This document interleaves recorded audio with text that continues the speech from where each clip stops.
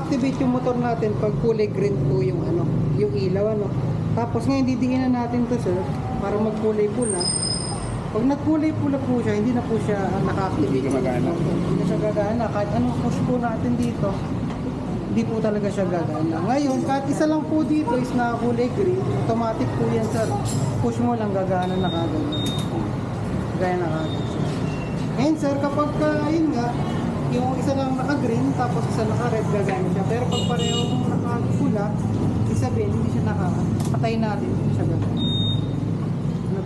Ngayon, kapag ang remote natin is malapit po sa motor, ibig sabihin po yun, mag-a-activate naman po yung ano natin, yung motor natin. Alam mo? Ngayon, kapag ka nasa malayo, at mga 30 meters lang po yung layo, hindi na po siya mag-a-activate, kahit na-abot po yung ilaw natin.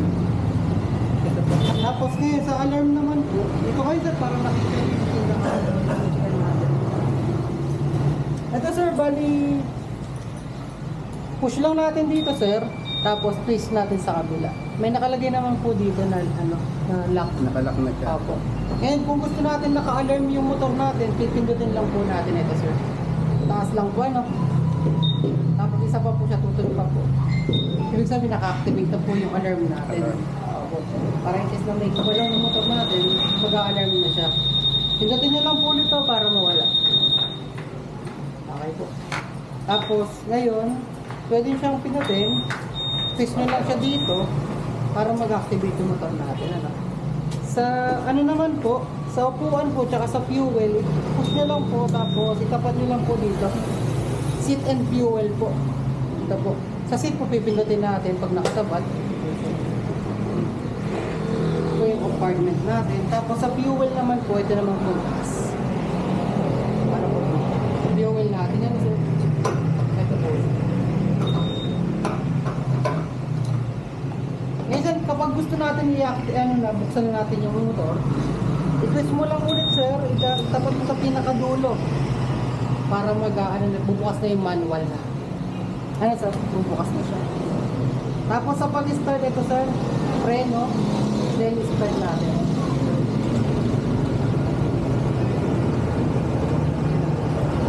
Ngayon sir, naka-check engine siya. Ibig sabihin, hahanapin muna niya yung takbo ng motor bago siya mamatay.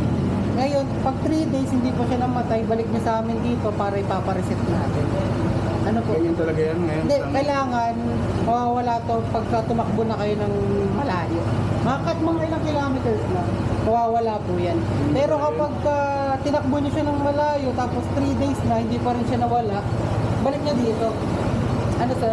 Para ipapareset natin. Kasi hahanapin na muna niya yung pinakatakbo ng motor. Ano po talaga sa umpisa, no? Napanood ko, ano yung ganun eh. Hindi po, pag ina-activate po kasi natin yung unit, lumalabas po talaga ito. Sa ibang unit po. Ngayon, kapag nawala, maya-maya po, pag tinakbo nyo na itong motor, mawawala naman po eh. Pag nawala po ito, is goods na po siya, nahanap na po ng makina natin, yung pinaka-maximum na takbo. Kasi hahanapin niya po ng makina po, yun. Ito po sir, pagka i-switch nyo siya, yan po. Dito nyo lang po siya na babataas lang po siya. Dito po sa ilaw naman natin, high po. Always on po ang ilaw natin. Ano sir? Busina. Ito po busina natin. Signal light. Ito po, gumagana po siya dito sa ano natin. Ito na po gumagana. Ganito dito is gumagana. Sa kabila po, gumagana rin po sa kabila. Gumagana rin po dito. Gumagana rin po sa mga. Hazard light sir. Ipindutin lang po natin pag mag-hazard na po. Hazard na sa una dito. Hazard na po dito. Hazard na rin po sa. Ngayon kung papatay natin yung hazard, pindutin lang po natin. And then, idling stop. Ito po sir, kapag nakababa po siya, lalabas po yung letter A, ibig sabihin naka-idling stop po siya. Ibig sabihin po, kapag nakatakbo na kayo, mainit na po yung makina, kusang mamamatay yung yung engine natin. Ngayon, kapag namatay yung engine natin, nag-throttle nyo lang para mag-open na siya. Hindi nyo na kailangan i-start. Pero kung ayaw nyo siyang gamitin, pwede nyo naman siyang naka-off lang siya. Hindi na siya mamamatay kapag huminto. Ano sir? Eto sir, tapos paliwanag ko lang din po itong sa code ng remote natin. Wag naman sana mangyari pag nawala yung remote natin or nasira, pwede tayo magpa-duplicate sa mini Honda. Pero may mga shop na rin kasi na nagdo-duplicate ng mga remote. Kaso, depende po sa pricing po ninyo.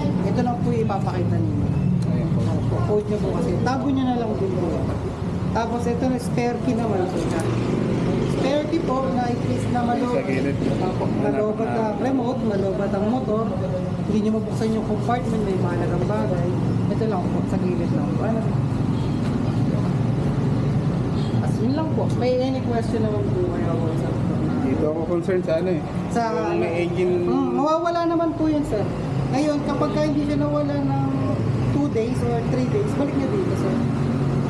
Inaano lang naman po yun, nire-reset lang naman po yun. May diagnostic tool po tayo para i-reset po yun.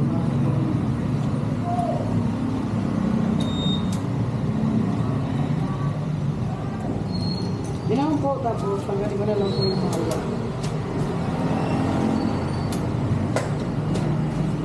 asad dito, paliwanag ko lang sa'yo, nandito yung battery yan. Pag tinanggal natin to, nandito po yung pinaka-battery, tapos yung mga fuse natin nandito po. Ano, pag tinanggal po natin to, ito na po yung mga spare na fuse. Ay, spare yan, spare. Opo. Spare po ito para in case na may masirang fuse, may pampalit po kayo.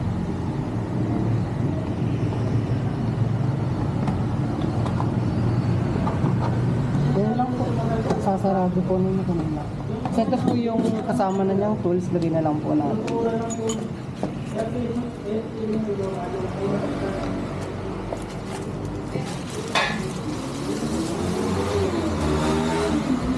Ngayon sir, sa warranty naman tayo ng motor. Iwas na lang po tayo ngayong 1 year na palagay tayo ng mga mini driving light. Basta wag lang magagalaw ang Wala wire. akong aning dyan ngayon. Opo, para hindi ma-void yung warranty natin. Ano po?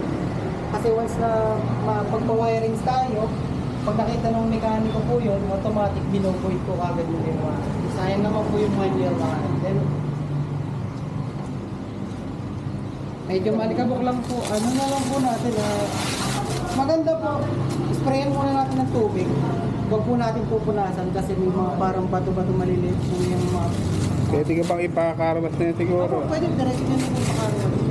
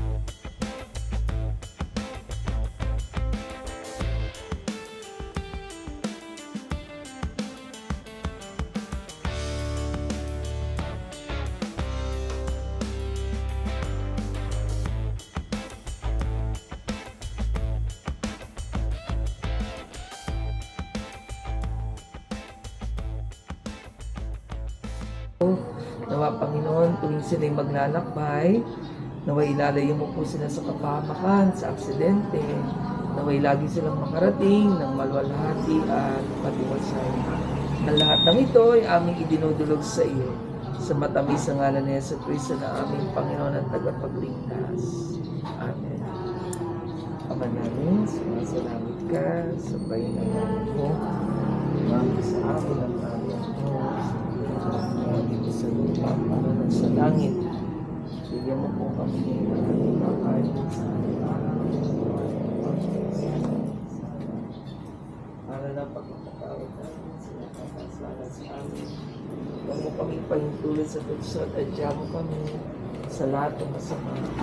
Amen. Sumayin niyo ang Panginoon at pagpalain mo sa kami. Pagpalain mo.